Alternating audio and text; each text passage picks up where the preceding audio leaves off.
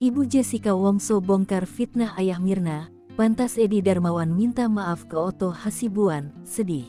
Pantas Edi Darmawan minta maaf ke Otto Hasibuan setelah kasus kopi sianida yang terjadi 7 tahun lalu. Edi Darmawan selaku ayah Mirna tampak merasa bersalah kepada Otto Hasibuan sebagai pengacara Jessica Wongso. Dikutip dari Surya Malang, permintaan maaf Edi Darmawan muncul dalam tayangan intens investigasi yang potongan videonya kemudian beredar di media sosial. Sambil mendekapkan tangan, Edi Darmawan meminta maaf kepada Otto Hasibuan atas perilakunya yang kurang baik.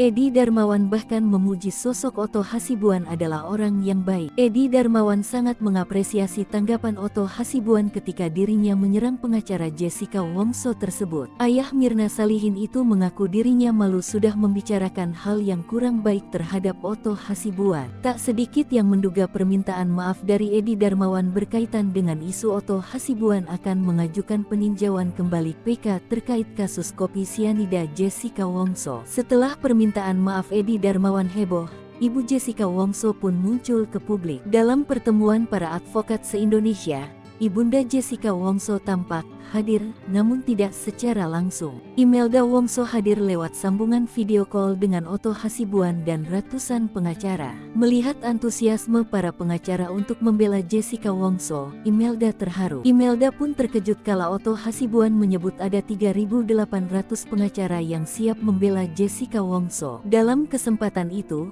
Imelda Wongso pun mengulas fitnahan yang pernah diurai ayah Mirna yakni isu Otto Hasibuan memeras keluarga Jessica Wongso. Menurut Imelda Wongso, Otto Hasibuan secara sukarela dan gratis membela Jessica Wongso. Bahkan Imelda Wongso meyakini Otto Hasibuan tidak dibayar sedikit pun saat membela Jessica Wongso di pengadilan. Lebih lanjut, Imelda Wongso tampak pilu saat mengurai kondisi terkini Jessica Wongso di Bui. Menurut Imelda Wongso, sejak Jessica Wongso di penjara, dirinya sama sekali tidak melihat televisi dan bermain ponsel. Hal itu untuk menghindari perasaan sakitnya muncul lagi tatkala mengingat sang putri dituding membunuh Mirna.